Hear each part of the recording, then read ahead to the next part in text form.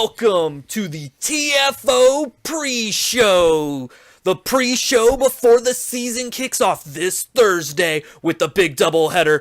The World's Warriors taking on the Beer Gods and the Westeros Guardians facing off against the Greek Legends. And joining me for the big pre-show today, first off, we have the owner of the new Disney Dissidents 2, the Electric Boogaloo, Anthony Moyer. How you doing, Moyer? I'm doing awesome. Sweet. And we have returning Hollywood heroes, Clayton Willis. Clayton, how you doing? I'm doing just fine.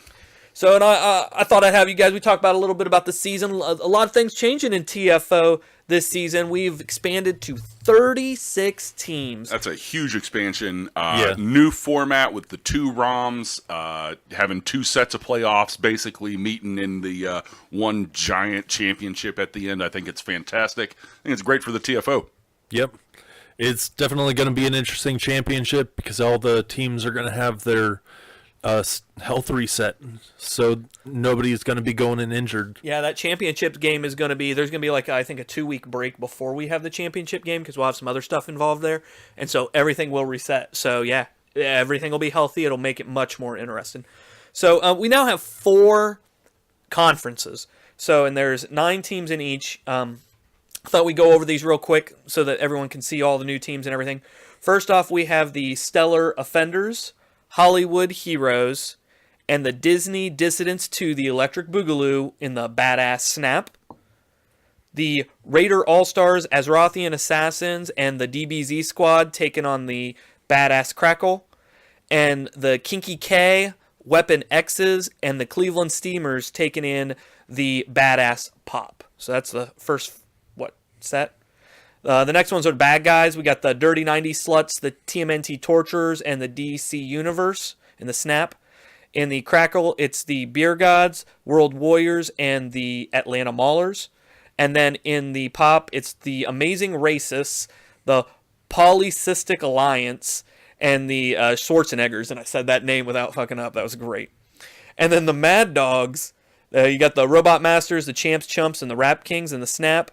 Greek Legends, Westeros Guardians, and the South Jersey Slashers in the Crackle, and the Rainbow Unicorns, the Fantasy Sevens, and the Soccer All-Stars taking on the Pop. And then the last group is the Mad Maxes with Lost Survivors, the Whiplash Raiders, and the Liberty Sentinels in the Snap, the Venture Industries, the South Park Cows, and the Street Fighters in the Crackle. And I'm so glad this is about done. The Cosmic Defenders, the Pallet Town Pokemon, the Pallet Town Ballers, that's what it is, and the Honky Tonk Hitmen in the Crackle. Say something. That was a mouthful. Jesus. That is quite an interesting slew of teams. So, to clarify, the 4 conferences are the Badass and the Bad Guy, and then the Mad Dog, and the Mad Max. with the Snap, Crackle, Pop divisions within each of those staying the same. Right. And then obviously the Bad Ass champion will fight the Bad Guy champion, and then the Mad Dog champion will play the Mad Max champion, and then we'll have the Bad and Mad champions again, who will face off in the Choco Bowl. Excellent. I can't wait to get this season started! That's where their stats reset. It would be funny if the Kinks make it to the Chocobo. The Kinks, the Choco Bowl. The Atlanta had their own Choco Bowl, didn't they? I'm talking about the Falcons. All right. So there's 36 teams. Let's talk about this season. Out of these teams, which one do you think has the best gimmick, and which is the worst gimmick? Well, being an arcade kid from the 80s, I have a real soft spot for the Street Fighters. I gotta say, seeing, Chun-Li and Guile and Ryu and Ken, and my personal favorite of King Sagat, taking the field in the TFO is kind of interesting to me. And obviously if they're not playing the Hollywood heroes, I'm gonna be pulling for them. Well, good. I'm glad. I really like Curry's team, the Kinky K. It's the Kinky K. It's not plural. It's because she owns it, I guess. And it is all like dildos and vibrators. She's already told me that expect to have player profiles from her coming to TFO soon, so that you can see who the American Challenge and urethral sounds, which is something you put inside your penis. So I think the humiliation from losing to that team is great. So I'm looking forward to their games. Commentating for that shit's going to be amazing. Yeah. I do like seeing all the player profiles from the Schwarzeneggers. I do like and all of the different obscure Arnold Schwarzenegger movies that he is pulling characters from. It is quite amazing. You don't realize how many movies Arnold's really been in until you get a team that is all Arnold. Yeah, I mean, there was a point there in the '80s where there wasn't a role he would turn down, though. Really. So what about worst gimmicks? Well, what team really, like, you look at and you're like, I don't really care about this. Here, I'll go first. It's the Polycystic Alliance. I hope I'm saying the name right. Polythesis Alliance. Poly something. Mormons. I have no idea. I get that they're demons from the Shin Megami Tensei, but I've not really ever played it. I do know some of the characters like Legion and Beelzebub and those, and I do like those characters, but I don't really know a lot of them characters, so I commentate those games like... All I ever remember is the Cock Chariot. The Cock Chariot, yeah, it Mara. does make Mara. me chuckle. The Cock Chariot is see nice. the Cock Chariot. Yeah, the Cock Chariot always... What about you guys? What gimmicks don't you like? I got to tell you, let me take a look at this list here. Just right off the top of the head, though, I got to say... He said head. I do. You know what? Everybody's really good this year. There's really not like a really crap gimmick this year, except for, well, I mean, there's the Cleveland Steamers. Oh, You know, it's always been kind of a crap gimmick to begin from the start, but you know, and we got to deal without it for a year last year. We got a break from it. But through some sort of weird manipulation, Anderson got his way back into the TFO and brought this crap gimmick back again. And he's bringing his crap running back gimmick in a bone nerd. This has nothing to do with Ryan Anderson shooting Al Bundy, does it? I have no idea what you're talking about. That case has been closed for quite a while. I'm going to neglect to comment on that. The Steamers are going back to their season 1 uniforms with the crap on the side of the helmet, even because they're bringing Bonaire the third. Yeah. So it's going to be interesting. What about you, Maury? What gimmicks, any of those, do you not like? I wouldn't really say there is a bad gimmick this year either. It's nice to see some old gimmicks returning. Yeah, I do like that. Or like old ideas. Yeah, old ideas returning, yeah. To new team. Like you have the Disney Dissidents 2. Yeah, you didn't own Disney Dissidents 1. No.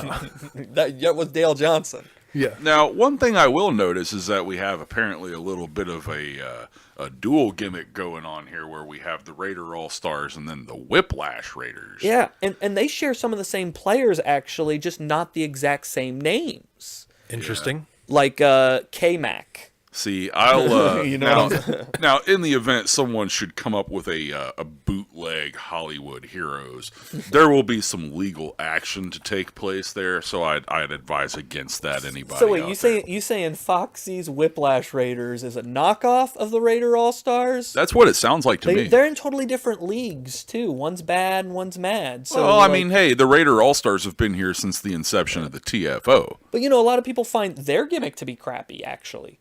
Because, like, it's I never said how original a football team. Crappy gimmick or not, you know, if it's original, it's original. And, you know, a guy coming along trying to bite off the same name for some reason. Yeah, so you think Foxy's it just seems like Foxy's already you're trying to steal some lightning from somebody else. Foxy comes over by my desk talking about Defender Williams all day, every day. So we're going to see what Defender Williams can do.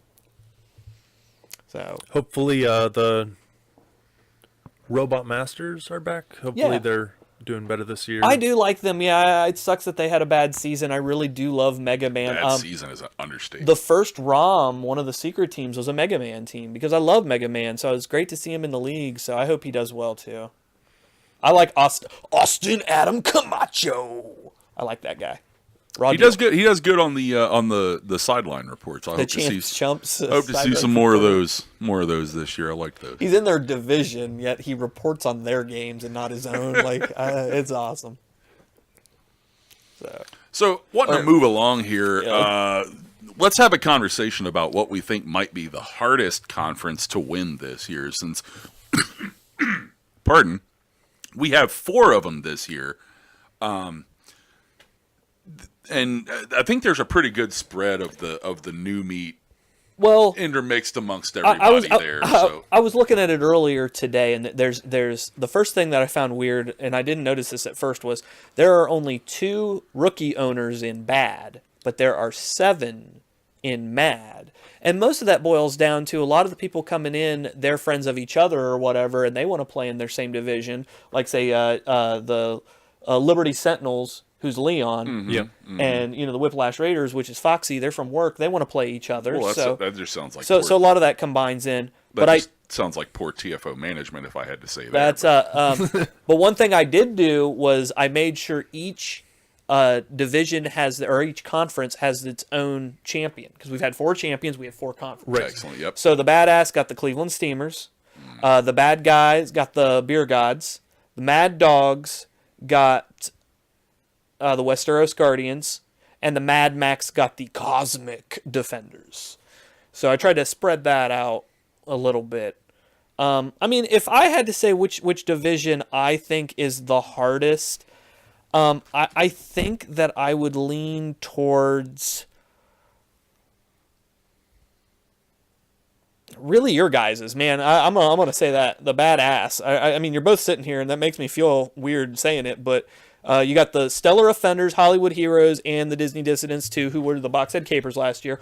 All 3 of you guys had a great season. Did you make the playoffs? Or if you didn't, you were 8-8 at least, right, Moyer? Boxhead Capers. I think I made it into the.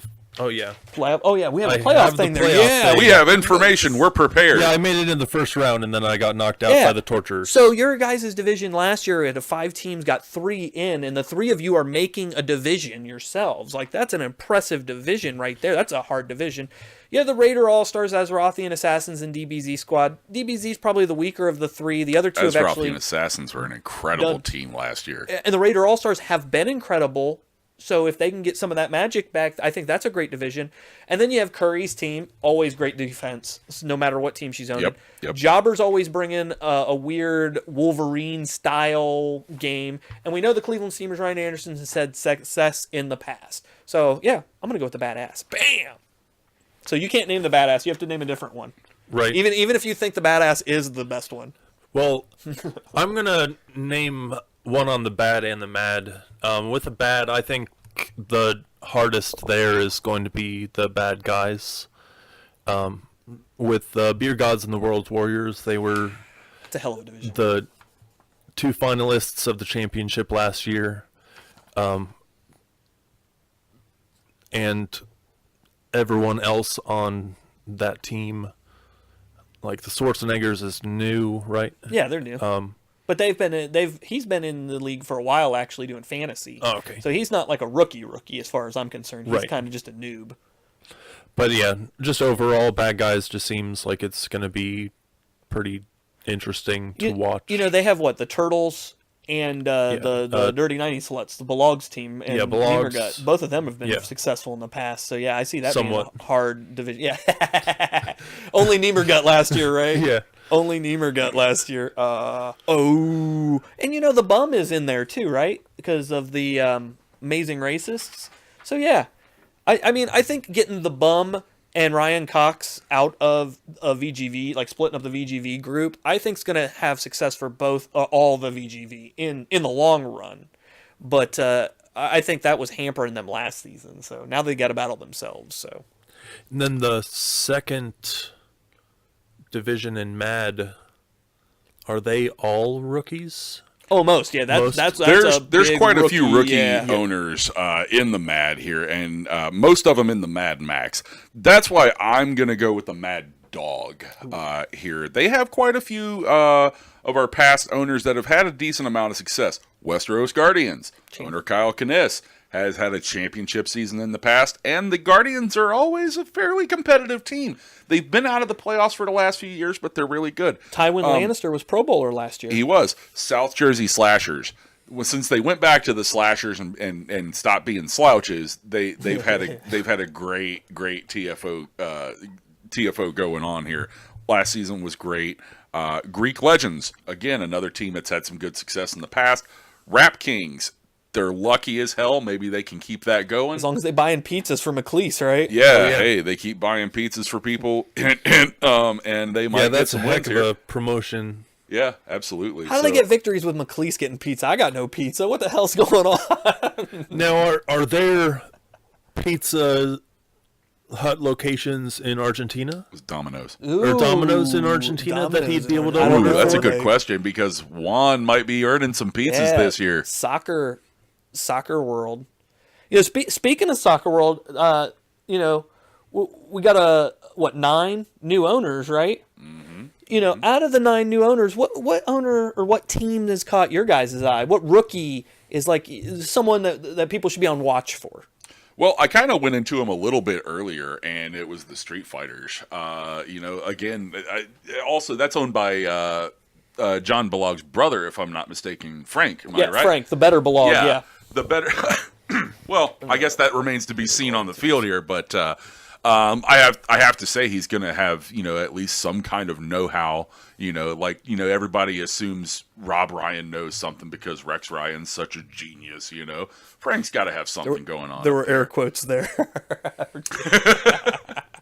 But yeah, I think the Street Fighters are going to do pretty well this year, coming right out of the gate.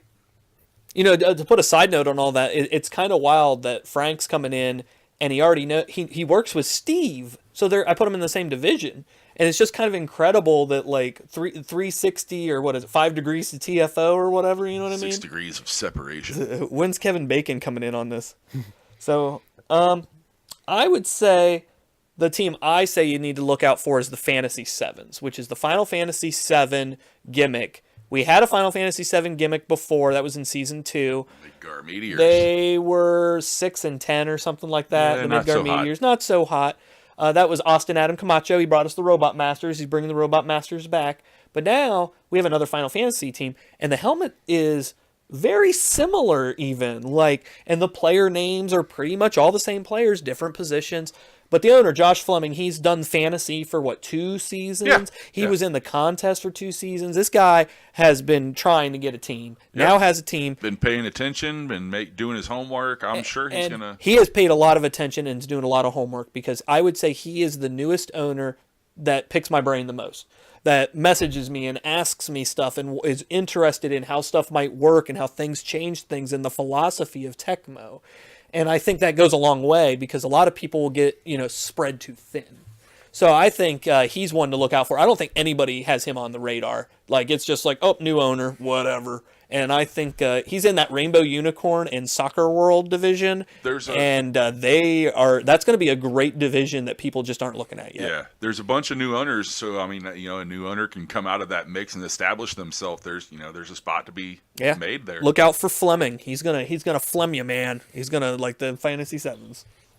I think the Soccer World is probably going to be the one that I'd watch out for this season. He's just coming into the TFO just out of nowhere, showing that he had played the ROM previously and had interest, and then has been participating oftentimes more than other owners within the league. Mm-hmm. It's just sort of that mysterious... The Argentina enigma. Yeah. Well, there is something to what you're saying there. There's an aura of participation that seems to have an effect on the field. Not guaranteeing success or anything, but there's definitely something to be said for people who post at least a few times during the season, and people that you don't hear anything from. and the teams on the field seem to represent the same kind of participation. I agree with that, and I've had a long philosophy for a long time that that's due to like people are paying more attention when they're participating, whereas owners that aren't really participating, they're just watching their games and like whatever. But people that are participating, they're not just watching their games; they're watching commentated games, they're watching other people's games. They're just trying to like, well, what's he doing? How's he being successful? Or how's she being successful? So yeah, I definitely think that goes a long way. Participation invests you. So yeah, I hope Soccer World does good. He made a video for us. Remember the the end season video or whatever? So I'm really glad he got a team. Blooper reel. Yeah. When I told Clayton, Clayton would hound me every day. Tell me you're giving him a team. Give him a team. He needs a team. I'm like, he needs to earn his team. So yeah, you got your wish, Clayton. You got a team. I get what I want usually. So So TFO Fantasy Football is actually returning. They already had their draft, 10 players. They're all TFO owners, so it really wasn't open to anybody outside of that. It was a draft all the players right away. They keep them all season. They're just getting the points based on the players. That has to do with the issue with the extracting file. The website won't be up right away. Yeah, so. There was an issue with getting statistics for weekly fantasy, so unfortunately it just wasn't an option. Thankfully, John stepped up and kind of put together this impromptu duct taped together sort of fantasy season, and I'm actually pretty excited for it now. Well, that's because you're in it. Are you in it? No. No, I'm not in it either. Well, I can't be, but I mean, I was in the other one last year against Clayton. I think I lost to you actually. You last did. Year, You so, did. Okay. You were inferior. So since fantasy football has returned, they've already had their draft. There's 10 players. So there were their first round picks. So I'm going to name you their first round picks, and I want you to tell me which player out of this list will be the number one player of TFO at the end of the season. Out of this group, obviously, some night black dark horse. That's the word I'm looking for. Could come out. So and this goes in order of what they were drafted. So first you have the running back for the Hollywood Heroes, Al Bundy. Woo! The running back for the DBZ squad, legendary Broly. The running back for the Amazing Racists, the Bum. Running back for the TMNT Torturers, Super Shredder. Quarterback of the South Park Cows, Stan Marsh. Quarterback of the Pallet Town Pokeballers, Mega Mewtwo. Wide receiver of the Stellar Offenders, Evil Green Ranger. Quarterback of the World's Warriors, Sun Tzu. Running back of the Dirty 90s Sluts, Aya Bray. I always get her name wrong. And running back for the Beer Gods, La Fin du Monde. Ooh, that is a good list. That's a good crop of characters. Now, while you're thinking about that, one of the interesting things I found there was 8 of the players that were drafted first come from the bad, while only 2 come from the mad. And maybe that has to do with there's more rookies in the mad, so people are more hesitant on their picks there. That's a possibility. But I found that very interesting of a breakdown. If I had to say who I think is going to be... I don't think you can name your own player either, Clay. No, I don't think that would be fair. You know what? While I kind of do... I would love to say that Evil Green Ranger would be the best one of all of them. Oh, I meant Al Bundy. Oh, no, I know how my offense works, and I wouldn't have chose Al Bundy first overall, but no, I ended up choosing Evil Green Ranger first overall, just because I wanted to get him out there. Being superstar and offensive captain, I think is going to get him a whole bunch of catches. He's only wide receiver to take in the first round. Only wide receiver taken in the first round. It is a bit of a gamble, but honestly, if I had to say, I honestly don't think he will be the number one. So I'm not going to say that. I'm going to go with Super Shredder.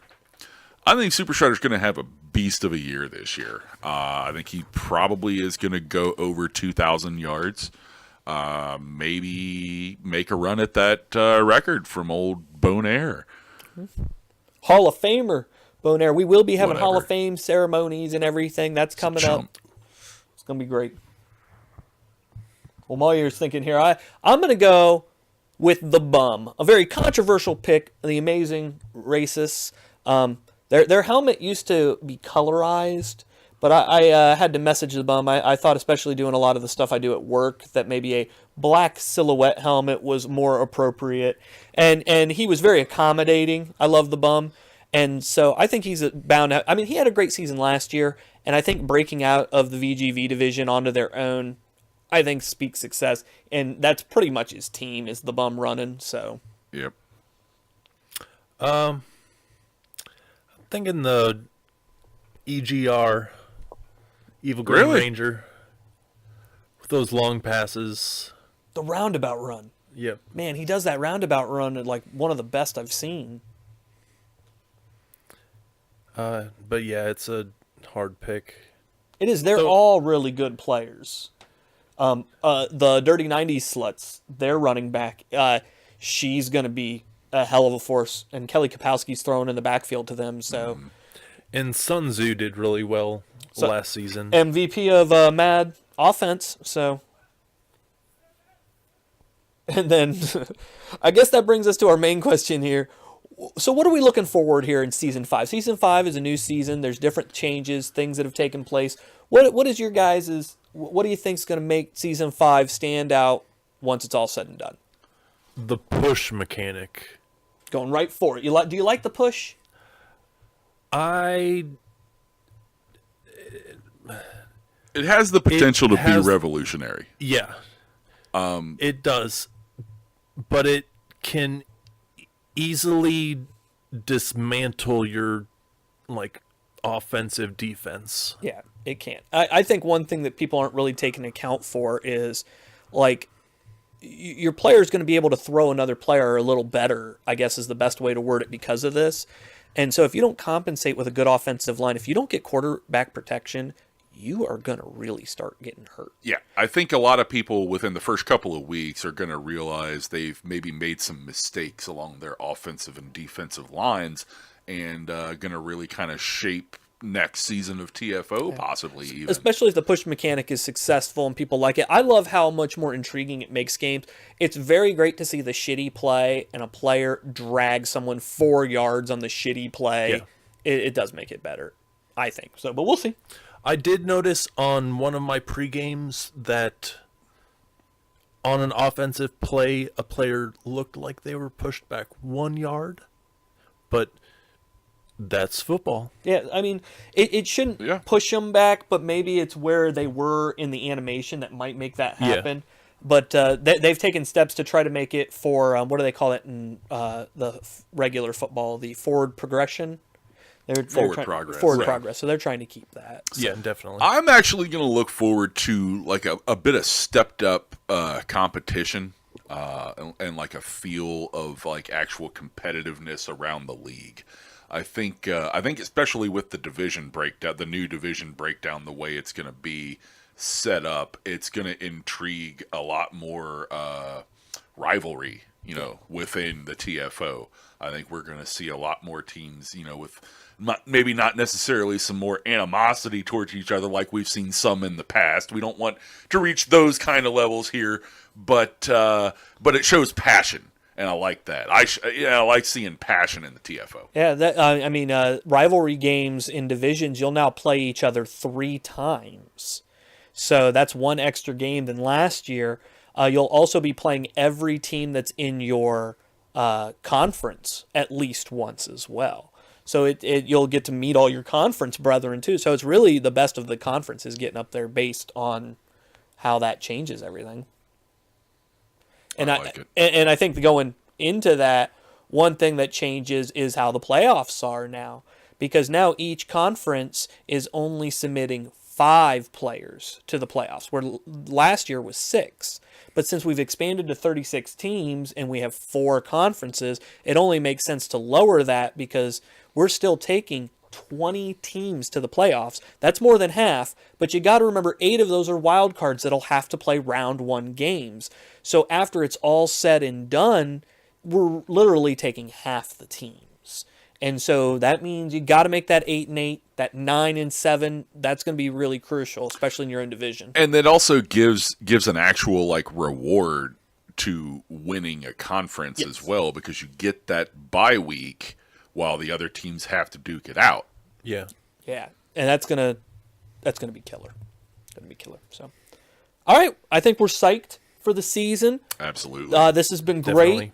Kickoff is Thursday. I'm going to post the first game at 6 and then the second game at 6:30. So we will see you This Tecmo.